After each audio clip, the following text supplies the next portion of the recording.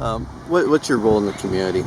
I'm just, community advocate, change agent, just trying to make sure that folks stay safe and try to prevent the gun violence in our community. Right.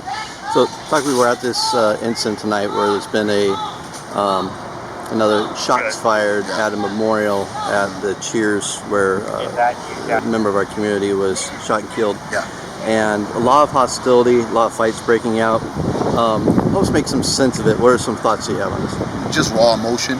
It's unfortunate. I understand it, but still, I think there's a better place and a better way for us to, present ourselves, especially when a loved one, you're trying to celebrate and remember the loved one in the right, proper form and setting. I think sometimes these things happen just because of the raw emotion, and unfortunately, people kind of lose sight on why they're here, and relatively things get out of hand. But I don't think that in these kind of moments that we should be using any kind of form of guns. The young man got killed with guns, and now you're shooting guns. I just think that is irresponsible, ridiculous, and here we are in a moment where folks should be celebrating and mourning a loved one, and here we are with another incident of gun violence. Thank goodness that no one got hit, but it could have ended up as another situation that we've already been dealing with continuously in our community of Sacramento. So it's just residue from pain, hurt, and frustration.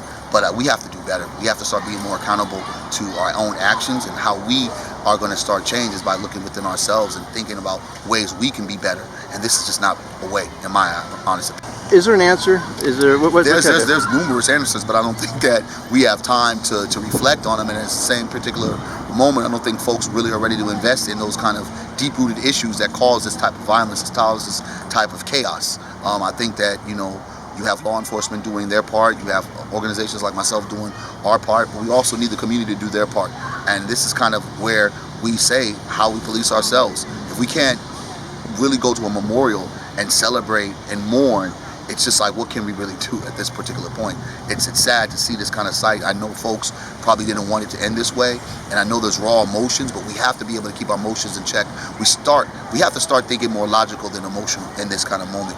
And the solutions, that's going to have to be for the next round. Right now, I'm super frustrated because it's like it's been since the morning to the late night we've been dealing with this kind of stuff. So, catch me on the next time, and I'll really break down solutions, and hopefully someone will listen and actually put that kind of investment behind it. Advising, he saw the subject that shot in the air, and he saw him hop in a vehicle and take off. We're trying to get more details. The shooter on the shot call took off in a four-door Porsche Cayenne silver, and the witness said that he followed in the Garden Highway and that he went westbound Garden Highway and then stopped following.